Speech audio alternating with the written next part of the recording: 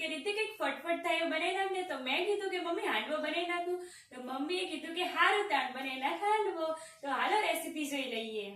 તો હાંડવો બનાવવા માટે મેં અહીંયા લીધો છે ચણાની દાળ અને ચોખાનો લોટ. તો અહીંયા મેં 2 કપ જેટલો લોટ લીધો છે. હવે એને આપણે છાશમાં પલાળવાનો છે.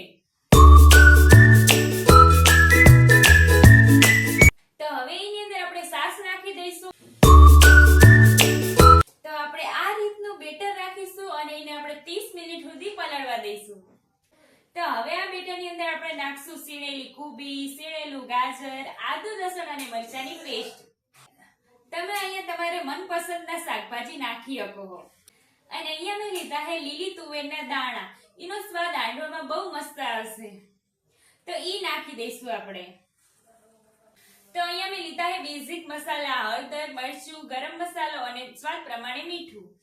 ઈ નાખી દઈશું. તો આ હાંડવો આપણે કઢાઈની અંદર જ બનાવવાનો છે. તો આ કઢાઈની અંદર આપણે નાખી દઈશું થોડું તેલ. તો તેલમાં આપણે રાઈ અને તલનો વઘાર કરીશું. હવે એની અંદર આપણે 1 વાટકી ખીરું નાખી દઈશું.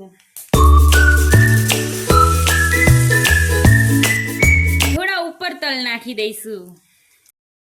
તો આ હાંડવો હે ને આપણે સોડા નાખ્યા વગર જ બનાવવાનો હોય, તો એ બહુ મસ્ત બનીને તૈયાર થશે. હવે એને આપણે 10 મિનિટ સુધી એક સાઈડમાં શેકી લઈશું.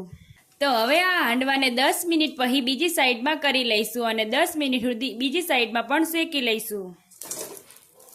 તો આપણો 1 નંબર હાંડવો બનીને તૈયાર છે. તમને ભાવે કે નહીં કમેન્ટ બોક્સમાં જણાવજો. કાલે ફરી મળીએ નવી રેસીપી સાથે. આવજો.